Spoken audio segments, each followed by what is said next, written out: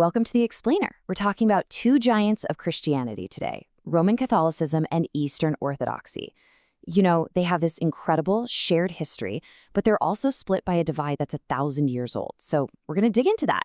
How are they once one? What actually pulled them apart? And where do things stand now? All right, let's just jump right in, because this is the crazy part. For the first 1,000 years of Christianity, you couldn't even talk about a Catholic or Orthodox church. It didn't exist like that. There was just the church.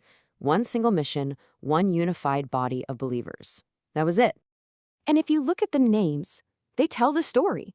The word Catholic, for example, comes right from a Greek word that means universal. And that totally makes sense, right? It points back to that original mission Jesus gave the apostles.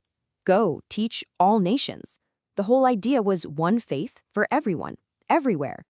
Then you've got Orthodox, which gets at a similar idea but from a slightly different angle. It's built from two Greek words, orthos, which means correct, and doxa, which means belief. So the name itself is basically a statement saying we are holding on to the correct belief, the original teachings from that early unified church. So you see, both names are kind of staking a claim, saying, hey, we're the ones with the direct line back to the beginning. And when we talk about these two traditions today, the numbers are just staggering. I mean, together, you're looking at more than 1.3 billion Christians. But, and this is a big but, the breakdown is pretty lopsided. You've got about 1.1 billion Catholics compared to around 220 million Orthodox Christians across the globe. So that's the big question, isn't it? How does one church split into two? Well, it wasn't some big, sudden explosion. The story of this split is more like a slow, painful separation that happened over centuries. You can almost picture it like a tiny crack in a foundation that, over time, just gets wider and wider from all the pressure, until the whole thing just breaks apart. It was this gradual drift in politics, in culture, and in theology too. And this timeline really lays out just how long this took. I mean, look at this. It really gets going way back in 330, when Emperor Constantine moves the capital to Constantinople. Suddenly, you've got two centers of power. Then, bam, the Western Empire falls in 476, and the Latin-speaking West and the Greek-speaking East start to feel like two different worlds. The real flashpoint, the one everyone points to, is 1054, the Great Schism. That's when the Pope in Rome and the Patriarch of Constantinople basically excommunicate each other. But the thing that sealed the deal, the thing that made the wound so deep, 1204. That's when Catholic crusaders actually sacked the Orthodox capital. I mean, can you imagine?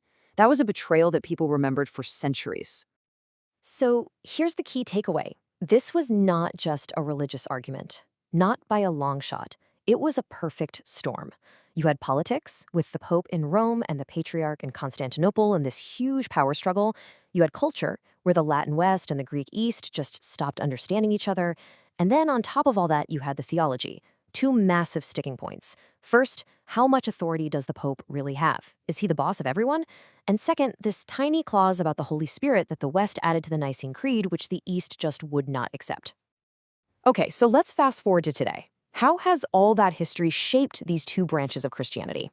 Because even though they started from the same trunk, 1,000 years of growing apart has led to some really major differences in how they do things.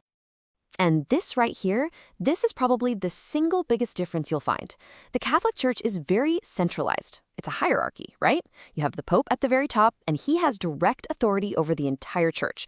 I mean, this impacts everything. The Orthodox Church, on the other hand, is totally different. It's more like a family, a communion of self-governing churches. The ecumenical Patriarch of Constantinople, he's deeply respected, called the first among equals. But, and this is key, he doesn't have direct power over the other churches. They really value their independence and make big decisions together. And you can see this difference in their global footprint too. This chart kind of shows their centers of gravity. Catholicism is just massive globally. It has these huge strongholds, especially in Latin America and Europe. Orthodoxy has followers all over the world for sure, but its heartland is still very much in Eastern Europe, Russia, and the Middle East. Its historic roots. Now, what about when you actually walk into a church? Well, the similarities and differences are pretty fascinating. At the core, they're very similar.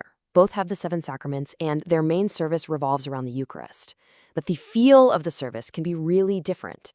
In a Catholic Mass, you'll often see an open altar, and you'll probably hear music from an organ or other instruments.